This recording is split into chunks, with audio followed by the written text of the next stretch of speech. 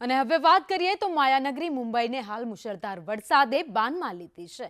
સર્વત્ર પાણીએ સામ્રાજ્ય સ્થાપિત કર્યું હોય એવા દ્રશ્યો સામે આવ્યા છે। મુંબઈ થયું પાણી પાણી, રસ્તા બન્યા સ્વિમિંગ પૂલ, હાઈવે પર વહેતી થઈ નદી। આ વખતે ચોમાસું તેની અસર બતાવી રહ્યું છે। મહારાષ્ટ્રમાં પણ મુશળધાર વરસાદે બખડાટી બોલાવી છે। શનિવારે રાત્રે જોરદાર બેટિંગ કર્યા બાદ ગઈકાલે દિવસ દરમિયાન મુંબઈમાં મધ્યમ ઝાપટા પડ્યા હતા અને આજે ફરી મુંબઈમાં ભારે વરસાદને કારણે મેટ્રો શહેરમાં દરેક જગ્યાએ પાણી ભરાઈ ગયા છે।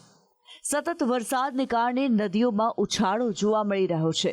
શહેરોમાં પણ નાળાઓ ઉભરાઈ ગયા છે અને રસ્તાઓ પર અનેક ફૂટ પાણી જમા થઈ ગયા છે।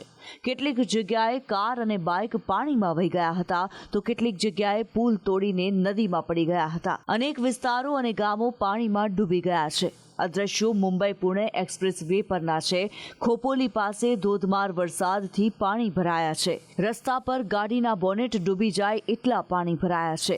વળી હાઈવે પર હિલોળા લેતા પાણીમાંથી પસાર થવા વાહન ચાલકો મજબૂર બન્યા છે। હવામાન વિભાગના જણાવ્યા અનુસાર કોંકણ પટ્ટીને લાગીને આવેલા અરબી સમુદ્રમાં હળવા દબાણનો પટ્ટો તૈયાર થયો હોવાથી વરસાદની બીજી ઇનિંગ શરૂ થઈ છે। એટલે હાલ કોંકણમાં વરસાદનું જોર રહેશે।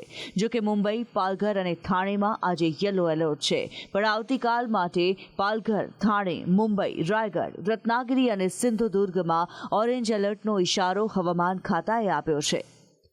બ્યુરો રિપોર્ટ, સંદેશ ન્યૂઝ।